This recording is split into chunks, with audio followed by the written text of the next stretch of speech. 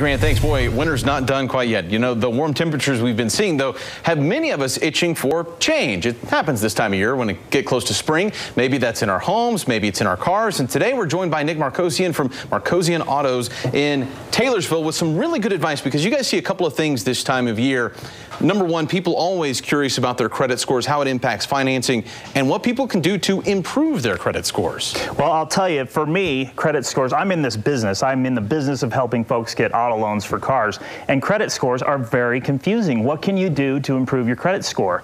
And I thought, with a lot of people getting money back on their taxes, we're certainly seeing many customers with thousands of dollars of tax returns. I thought I could possibly help people prioritize, a little bit, and some simple things you can do to increase your credit scores. 30% of your score is based on how you pay. So if you're currently late on a credit card or a student loan, use some of that tax return money to get caught back up. And your interest rate on a car loan can go from 4.9 to 15.9 based on a credit score of, say, 570, 580 to 630, 640. It puts you in a totally different category. So these things can really have an impact on what you pay. And, those interest rate differences, you're talking $30, $40, $50 a month in a car payment for the same car because you're late on a credit card. Or the other 30% is the amount you owe.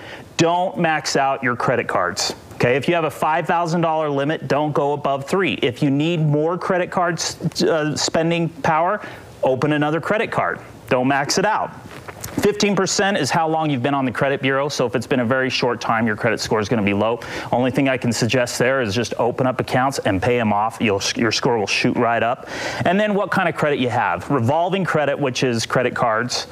If you have too much of that, that can have a negative impact on your score. But it's only 10% of the score. So don't let that be like the major factor. Good piece of advice if you're in the market for a car. You were mentioning before we came on, if you did get a massive refund for the taxes or whatever, don't necessarily come in and throw it all down on a car. Prioritize a little bit. That's exactly right. I mean, again, these things can have such a dramatic impact. I also read what most people spend their tax money on. 30% of folks that get tax returns are going to spend their money on a big ticket item like a car, and of course we're seeing that.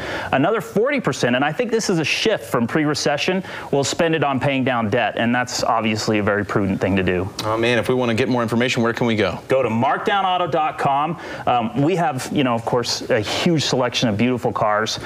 We encourage you. We can get your tax returns done for you for free. We can actually get money in your pocket today. How about that? So we have some killer programs right now. It's kind of our time. We enjoy this time. And spring is right around the corner. Get the spring fever for a new ride. Thanks, Nick. Appreciate you coming in. Thanks. Over to you, Lori.